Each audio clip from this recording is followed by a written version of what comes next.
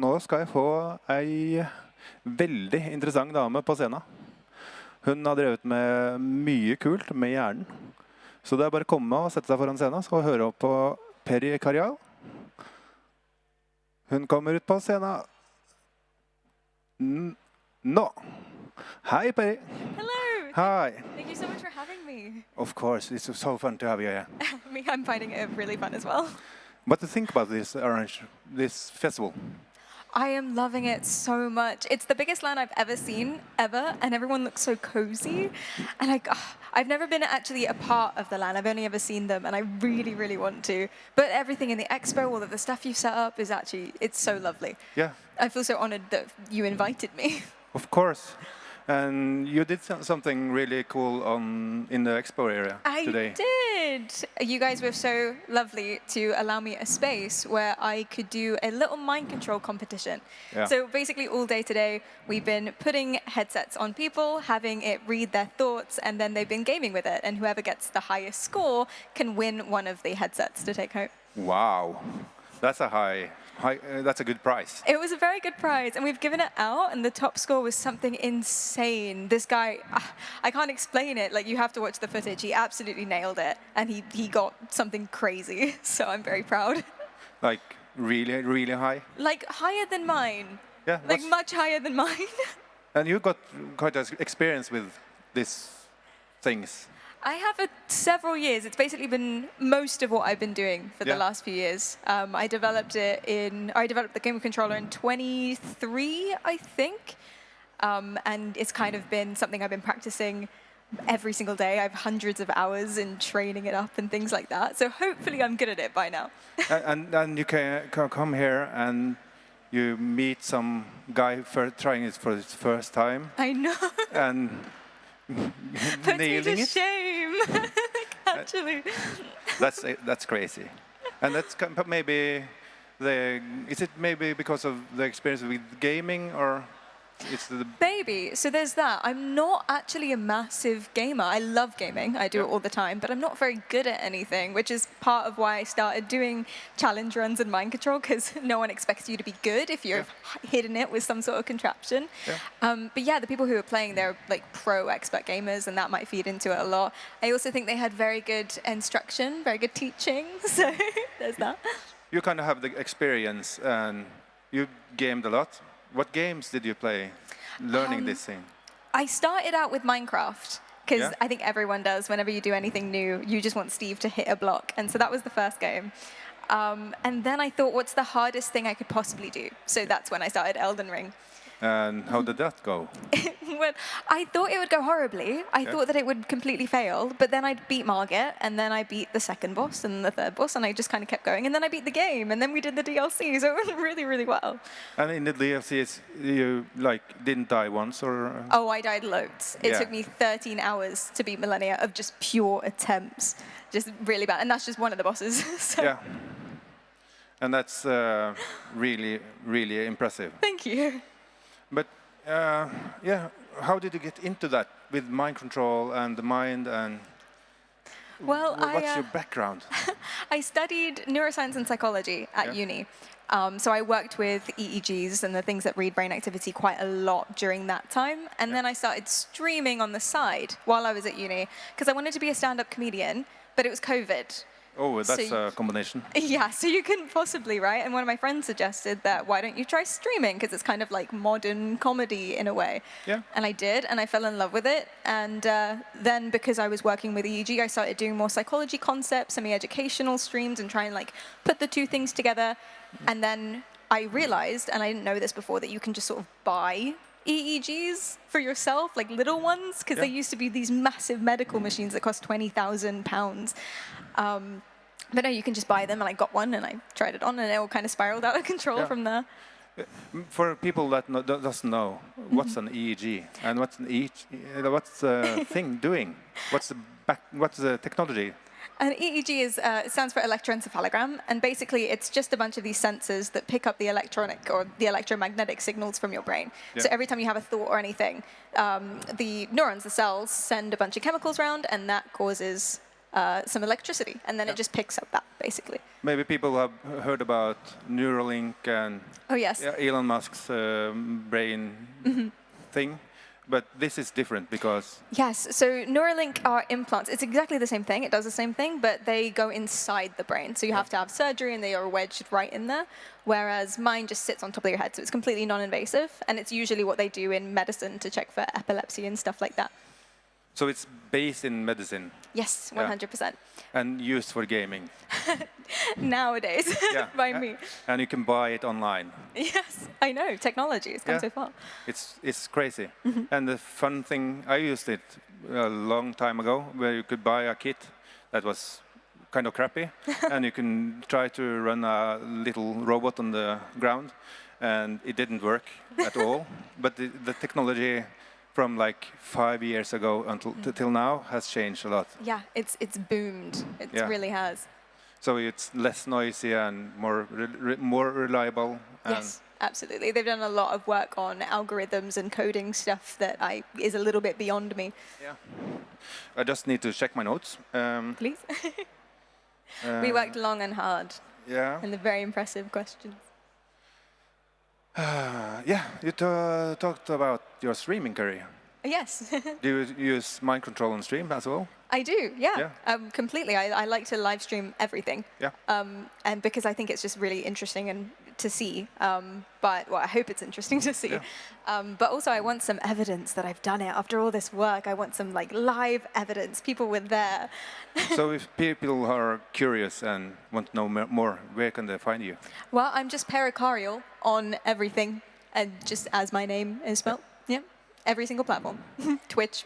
Twitch. Mostly Twitch or YouTube? Twitch is where the streams are. Yeah. Cool.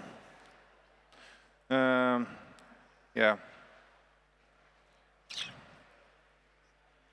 Yes. I need to check my notes. I'm like this all the time. When I'm streaming psychology education content, I have like 12 pages of notes, and I'm just like, hold on, guys. And we are winging it. Yeah.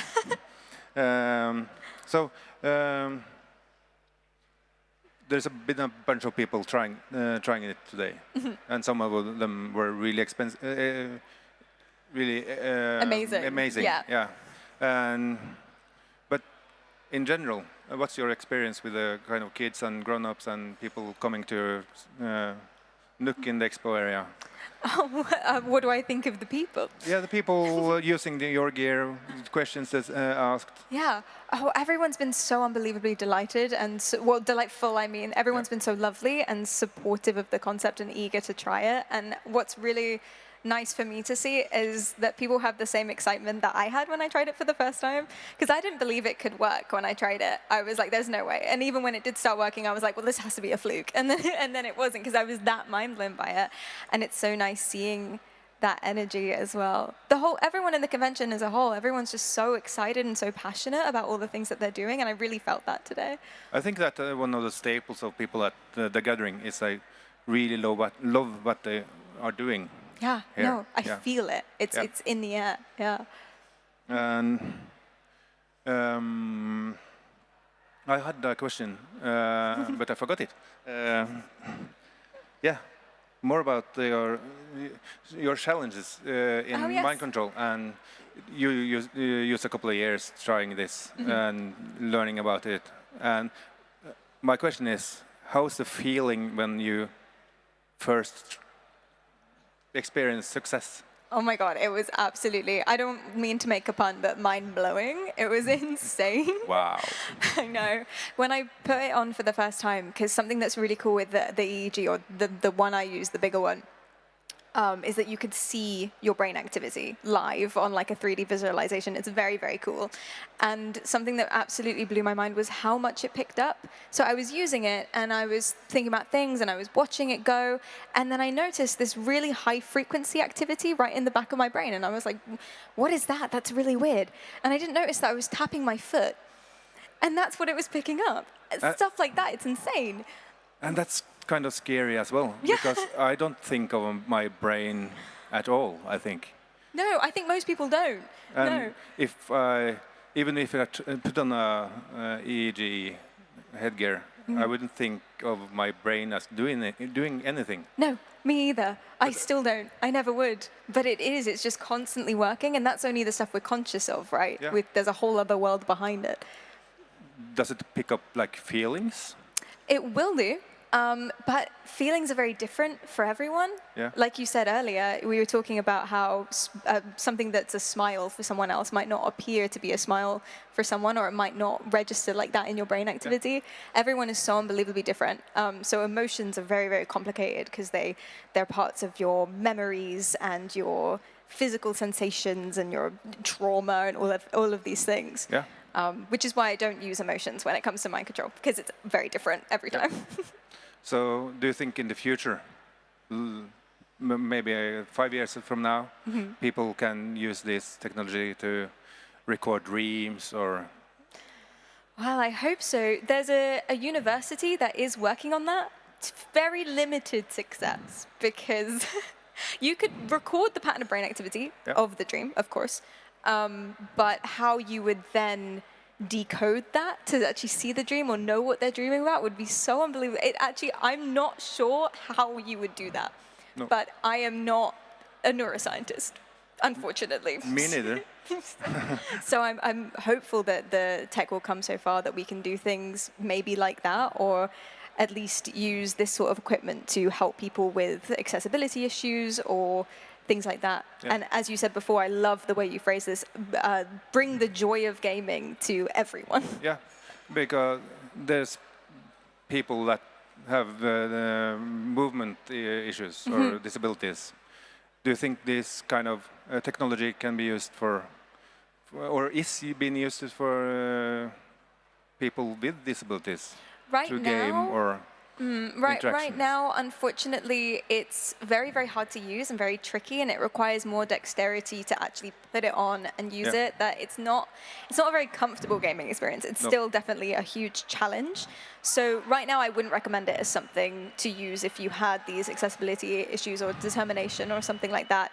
But I'm very, very hopeful that eventually it can be, perhaps with something like everyday wearables. So they're making EEGs that are headphones or earbuds and things like that. So easy to access. Yes. Accessibility. Much, much easier. And if you can make those really good and you can make those work with gaming, then of course, it's in the future, hopefully. Yeah.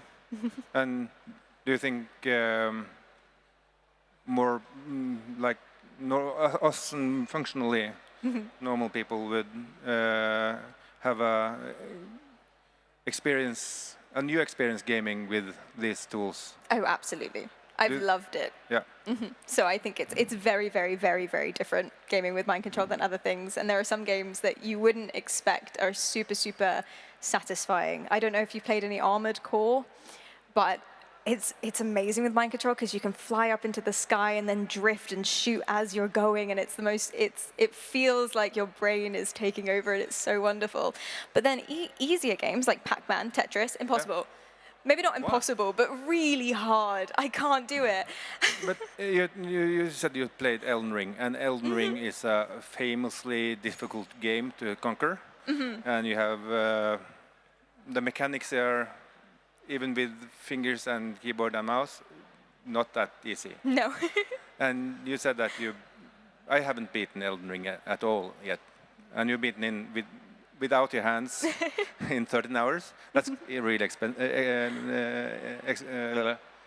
Well, Millennia was 13 hours, just that one boss. The whole run was like 250. Yeah, one boss, 13 hours. One boss. That's you've been on it for a long time. A very long time. I've tried everything with it. Yes. If you want to know the best games to play with mind control, I got you. I can tell you anything. So not Tetris. No. Minecraft, yes. Minecraft, yes. Absolutely. Elden Ring, yes. Any Dark Souls-like, very good. Because you can kind of just lock onto the boss and then do your thing, and you don't have to. There's timing involved, but spam dodging really does a lot. Yeah. Dark Souls community don't want to hear that, but it's true. It's true. Dodge. Dodge. Yeah, and we joked about like speedrunning with headgear. Oh my gosh! It's that your brain is maybe faster than your hands, so in theory, you should be able to In speed run. principle, Yeah. in principle. Currently, the tech has 1,000 millisecond ping. Oh, So yeah. I'm on a second because I have to focus and do the pattern, and then it has to pick it up looking at 500 milliseconds of past data. Yeah. So It's slow. It's a slow, because it's organic, right? It's Yeah. your brain. So it's a very slow organic process. Considering that, I don't know exactly, but people speedrun Elden Ring in 15 minutes, half an hour, and I took 250. It might be a long way off. Yeah, it could be. I don't think anybody has dodged and sped run anything. So No, I do hold the world record speed run with mind control Elden Ring. that's true. First, and Thank you. And I will take that to my grave. I will say that. As meaningless as it is, I will say that forever. yeah. But we were in on some challenges earlier. What's your next challenge? Ooh, well, currently I'm trying, or I have done, but it's not very good yet. I'm trying to wear 2 EEGs at once so that I can have even more mental commands and press even more buttons with my brain. And the goal is to play Pokemon hands-free completely, no peripheral tech, no eye tracking, no voice commands, no nothing like that, and just pure mind control for the whole thing. And it's coming together. It's very difficult, but it's coming together. Do you? I just come up with one question. Do you feel your brain? When the game is not working and it's not listening to me, I yell at my brain and I feel like that's close. Yeah, I think you're really into your brain. Although something that I did do recently, very silly, I linked up my brain activity to a haptic feedback suit. So you could feel your brain around your body. Oh, yeah.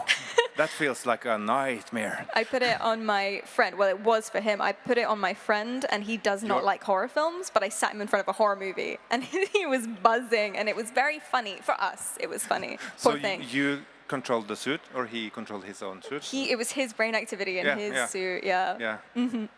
I was thinking if it's your brain controlling the suit on another person. That would be even freakier, because you wouldn't be able to control it at all. You wouldn't think about it. Yeah. Would you like to have a go with that? Would you be down? Yeah. No. No? Maybe. Yes. Yeah. Yeah. Yeah, I think we've been talking about most things we prepared. Do you have anything else? Do you have something to say to the young people, like interesting things about your education, about streaming, how to combine your skills and your knowledge and use them as content? Yeah, something that I found with streaming and any content creation really is that if you're passionate about something, there will be other people who are passionate about it. And so just kind of doing the things that you love is good content always. And that's what I found by combining psychology and neuroscience and stuff with it. And I think doing challenge runs and silly little projects and things like that, I've found that just kind of taking risks and doing the stuff that's cool for the sake of it being cool is really, really fun. And even if you're not like a full-time or professional content creator, you can get a lot out of it. Yeah. Do you think maybe one of the things that makes it work is that passion is contagious? And, yes. And you can, if you really love something, you can talk about it with skill and knowledge and show that you love what you do and you have knowledge about what you're doing. And maybe fail and maybe have success, and people will still love it because it's yes, passionate. Absolutely. I mean, like we said at the beginning, we can feel that here as well. I think people can tell when you're having fun. Yeah, and they can tell when you're not as well. So there's no point faking it, and there's no point doing something you don't care about. Yeah, I think if you fake it, it will show. Yes. But then, if you're loving it, then that will show too. And that's what, as you say, contagious, completely contagious. Yeah. Yeah. For anyone who doesn't actually know what mind control is, or how it works, would you like to? Very simple. Basically, the EEG picks up your brain activity, and then what it can do is it can remember what your brain looks like when you're trying to think about something for a certain amount of time. So, for example, you will imagine pushing a cube or something like that for 10 seconds. You'll do that hundreds of times, and then eventually the software can remember what your brain looks like when you're doing that. And then, because it can remember it, you can keybind it. Yeah. So, yeah. And then I have a bunch of buttons like that, and that's it. You think, or you do emotion in yourself, like control your emotions and think about one thing really hard and relax your body. Yes, exactly. Yeah, you have to really calm down. You have to really focus like that as well. And usually the concepts that I have are very complicated. So I will imagine being super calm on a mountainside, pushing a boulder gently and slowly, and that'll be one of them. And then another one will be the complete opposite. So mad party music, you spin me right around, plates spinning everywhere, and that'll be my second one. So how many key presses can you program? Currently, with the current software that I'm using, 4 per EEG. It gets progressively harder the more you add, because they have to tell the difference between each other. So the third and fourth one were impossible to get. It took me about a year and a half to figure it out, but we did. And now when I'm wearing more than one EEG at once, now we've gotten up to 7, I believe. 7 key presses. Which I like to think is a world record for my mental commands, but I'm not sure that's true, but I'm going to go ahead and say it anyway. Until somebody finds another point on the head and picks up something else. And I'm not including people with implants, because that's a whole different ball game. Yeah. Do you think that the future is non-invasive or in ways like Neuralink and such? It's very hard to predict. I imagine people would much prefer a non-invasive thing. Would you get a chip in your head? No. No, me either. No, especially not from certain companies. Not without a serious need for it. Yes, exactly. So I think people would much prefer the non-invasive thing. And like I say, now they're making EEGs that are normal wearables, like headphones and stuff like that. There's a lot more in the market. And there's a lot of peripheral tech that I use as well that's also just really good for lots of different things, like eye trackers and voice commands and step pedals and accelerometers and things like that. And that's just without even considering things like AR and VR and haptics. And there's the whole world out there that I think people will go to first before they start getting surgeries. Yeah. So the future is a guy with a AR headset, huge headphones with EEG, and a haptic suit. Can you imagine? Sorry, Mum, I'm just going to go game for 20 minutes and go to the store as well at the same time. I hope so. That seems fun. Elden Ring at the store. Yeah, exactly. I would love that. Yeah, I think we have went through every question. Yeah, I feel very satisfied. You've picked my brain in the best way. Yeah, and all people have been picked brains as well. Yes. Where can we find you at this party now? Or are you done? So I'll just be hanging around, kind of. I'll be here tomorrow as well, just around the LAN and watching everyone do their very cool things. Yeah. So if people are curious, they can come up and have a talk. Oh, please. I would love that so much. If you just said hi, not even to ask me anything, just say hi, be my friend. And we'll find you on Twitch. Yes. Perry. And thank you for coming. Thank you so much. I was Christer. And Perry. Yeah. Thank you.